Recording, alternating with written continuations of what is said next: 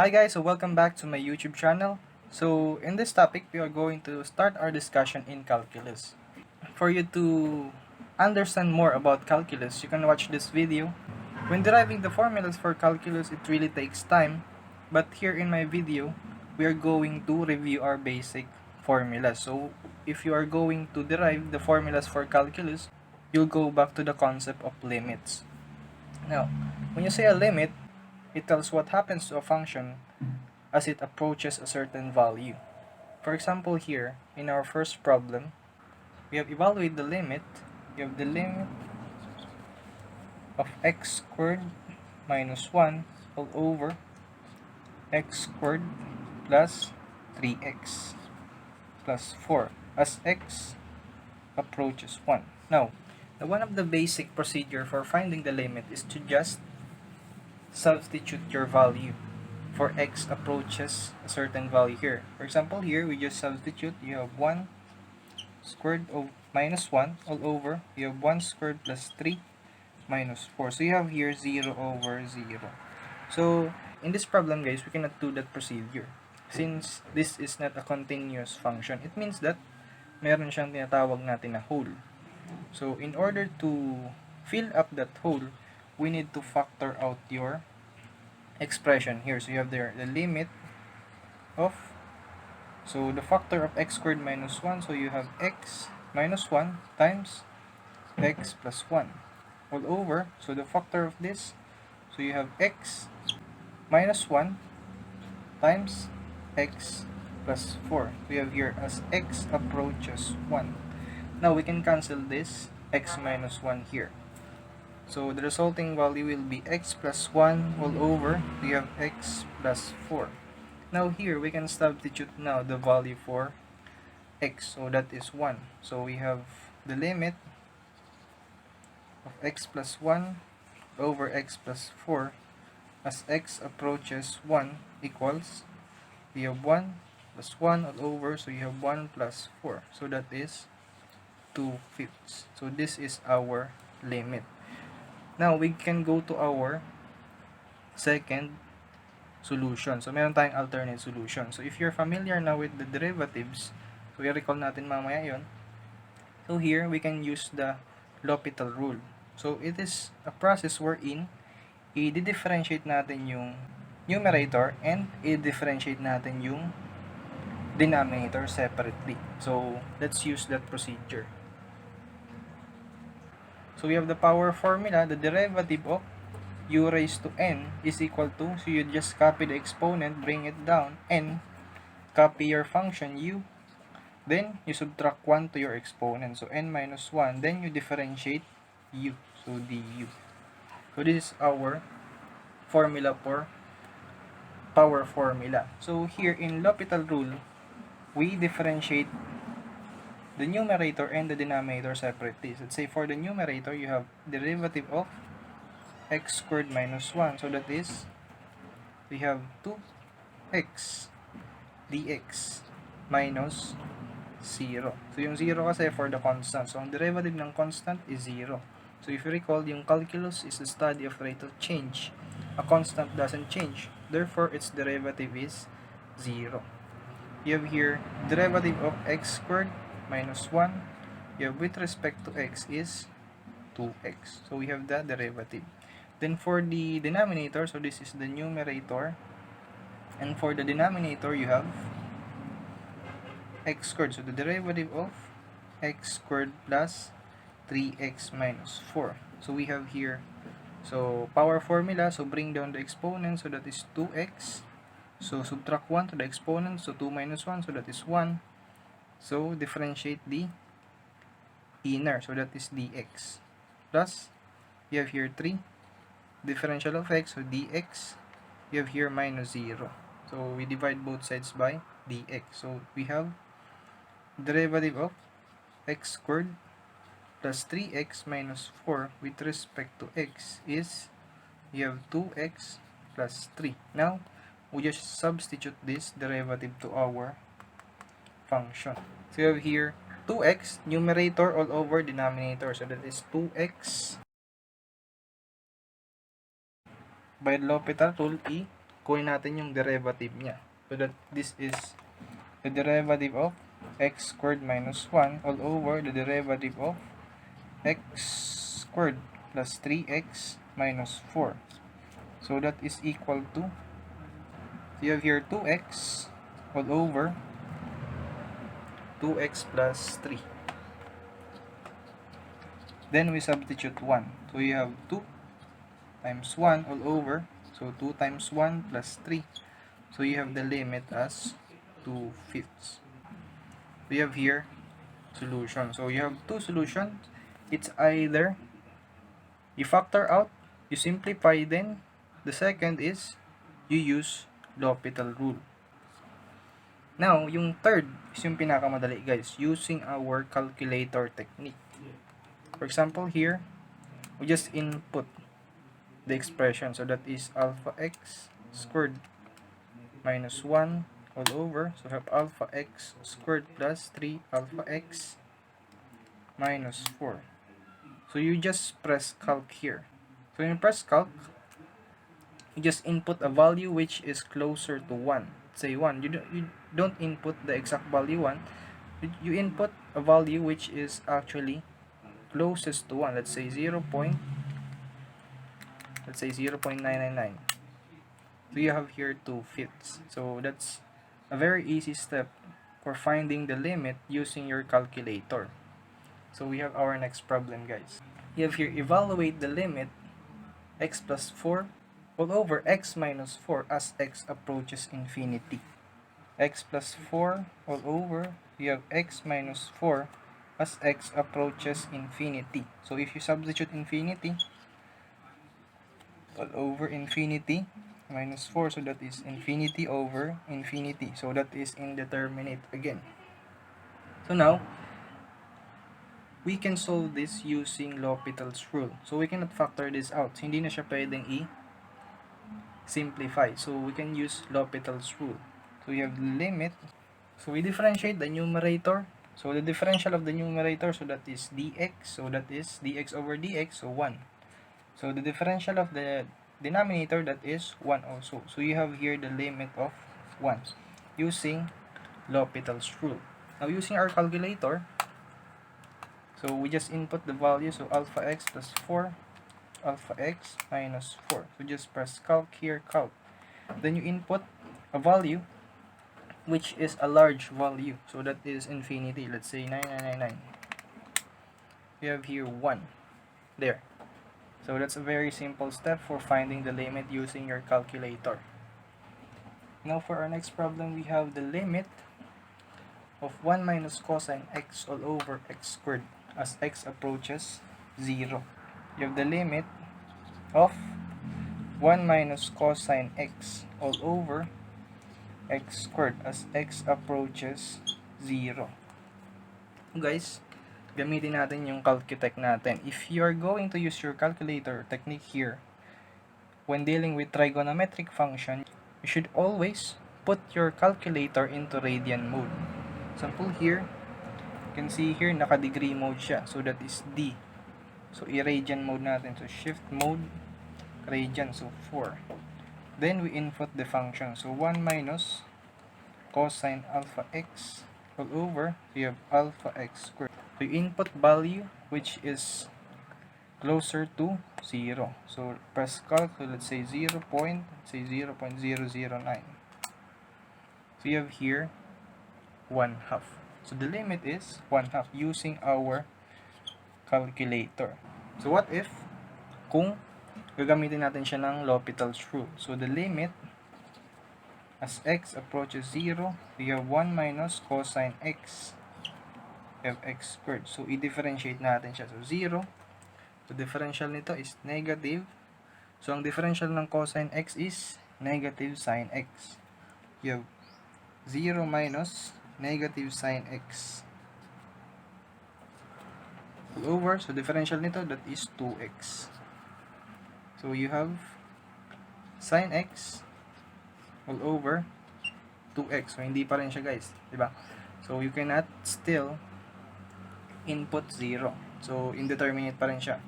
So you have i-differentiate natin siya hanggang sa hindi na siya possible na indeterminate, kasi pwede guys na indeterminate yung limit, but here we should find out if it really is indeterminate. So ito, hanggang hindi natin naabot yung makuha nating limit, hindi tayo titigil ng kaka-differentiate sa kanya. I-differentiate ulit natin siya. The differential of sine x is, you have cosine x. So the derivative of 2x, so that is 2. We have here, let's say at x is 0, so you have cosine 0 over 2. So cosine 0 is, so you have 1. So that is 1/2. So ganun guys yung L'Hopital's rule. Until na hindi mo makuha yung limit, differentiate ka lang ng differentiate. Then you substitute. Kung hindi na talaga, it means that it really is indeterminate. Then yung pinaka-simple step guys in solving this kinds of problem is using your calculator. So start tayo guys sa constants. Yung calculus guys is the study of the rate of change. So if you have watched my video, it's titled Calculus Explained in Less Than 10 Minutes. You can understand there what really is calculus and how it is perceived using graphical method. So here, so if you have a constant c, so the derivative, so ang derivative guys is represented by letter d. So the derivative of constant is 0. You have here the derivative of u, let's say function u raised to n. We just copy the exponent, so n. Copy the function u and subtract 1 to exponent, so n minus 1, and differentiate the u, so du. So if you have two expressions, let's say uv, which are multiplied to each other, so this is a product rule, we have the derivative of uv. So you just copy the first, you have u, differentiate the second, plus copy the second, differentiate the first. So that is the rule. Then you have here yung distributed natin. So yung distributive property of calculus. So pwede mo siyang i-distribute. So let's say derivative of u plus v is just equal to derivative of u plus derivative of v. So distributed siya guys. Then if you have a constant in your function, pwede mo lang siyang ilabas guys. For example, you have the derivative of a constant, then a function u. Then yung constant natin is pwede mo siyang ilabas. So c derivative of u. Then guys, meron tayong tinatawag na quotient rule. So you have the derivative of dalawang function. So that is u, v. So two different expression. So you just copy the denominator v and differentiate your numerator. So that is du. Minus, you copy your numerator u and differentiate the denominator. So dv all over the square of your denominator. So proceed tayo guys sa iba pang formula. Let's say meron tayong derivative of e raised to x, wherein e is Euler's number, approximately 2.718. So ang derivative niya is copy lang natin guys. Then say u na lang yung exponent. Copy lang natin, then i-differentiate natin yung exponent. Then if you have this expression, the derivative of ln u, so the natural logarithm of a function u is equal to, i-differentiate natin yung u, then i-divide natin sa u. And we have also the derivative of the logarithm. So u, if here base a equals, we just copy logarithm of base a siya, then that is e. Then i-differentiate natin yung u here, du all over yung u. So for the trigonometric function guys, we have the derivative of say sine u equals, so ang derivative niya guys is positive cosine u. Then i-differentiate natin yung nasa loob du. Then for cosine, so the derivative of cosine u is equal to, so negative naman siya, sine u. Then differentiate u. Then for tangent guys, you have the derivative of tangent u. So that is, you have secant squared u, derivative of u. Then for cotangent guys, so the derivative of cotangent u is equal to negative naman siya, cosecant ulit. Cosecant naman, cosecant squared u, derivative of u. Then for secant, the derivative of secant u is equal to, you have secant u tangent u derivative of u. And for cosecant u, so that is, so palitan lang natin to ng cosecant, then ito cotangent but negative. So negative cosecant u tangent u derivative of u. Now guys, let's proceed to our sample problem. So solve tayo guys, i-practice natin. Sikreto guys, para ma-master mo siya is to solve more problems. So solve lang tayo ng solve ng problem. Kasi it doesn't matter kung memorize mo lahat ng formula but hindi mo siya ma-apply. And in order to master yung mga formulas is to actually solve more problems. For example, here, may first problem tayo. Find y prime or dy over dx of the function y equals 3x cubed plus x squared minus 2x minus 1. So you have the function y equals, so 3x cubed plus you have x squared minus 2x minus 1. So ang hinahanap natin guys is y prime or dy over dx, the derivative of y with respect to x. So hinahanap natin siya. So using here our function, we have the derivative of y is, you have dy equals, so constant natin, just copy the constant, then differentiate x cubed. So that is, bring down the exponent, so that is 3. So x, then subtract 1 to exponent, so squared, then differentiate the x, so dx. So plus, you bring down the exponent, so 2. Then copy the function, subtract 1 to exponent, so 1, 2x lang siya. Then differentiate yung nasa loob na x, so dx. Minus, so 2. Differential ng x is dx. Minus 0. Derivative of constant, so that is 0. Then, we simplify natin guys. So, i-divide natin both sides by dx. So, dy over dx equals, so 3 times 3, so that is 9. So, 9x squared plus 2x minus 2. So, this is our y prime. Yun guys, yung first step in solving differential calculus functions, finding the derivative, ang first step natin guys is to simplify. Simplify your function f of x.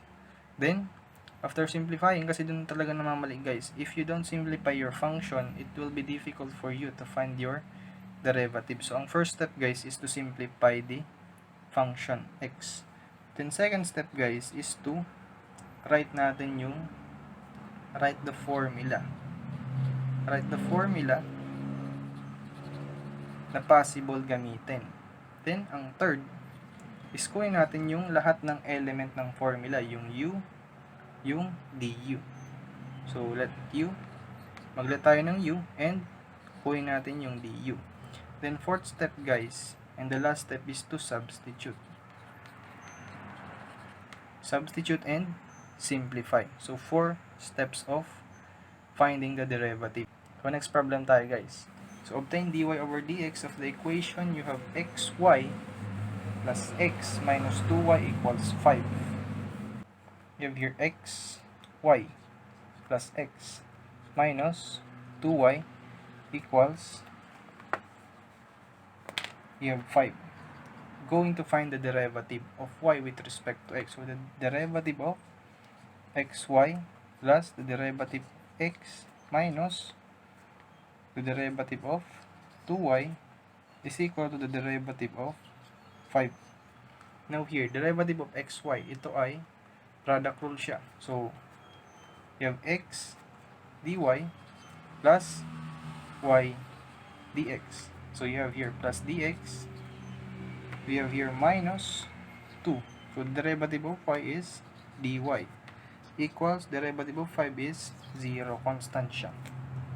Then, here, yung mga dy and dx, pagsamahin natin. Let's say ito. dy siya. So, x minus 2. So, dy. We have here plus You have y plus 1. So, dx. Pinactor out natin siya, guys. Ito. Pinactor out natin yung common. So, here, dy common. So, x minus 2. And here, yung common niya is dx. So, y plus 1 dx. Then, transpose natin sa the other side yung itong expression. Give x minus 2. Give dy equals. So, negative y plus 1 dx. And i-divide natin both sides, guys, by dx. Then, ilipat siya natin dito by dividing both sides also by x minus 2. You have here dy respect to x equals, you have here negative y plus 1 parenthesis all over x minus 2. So, this is our answer.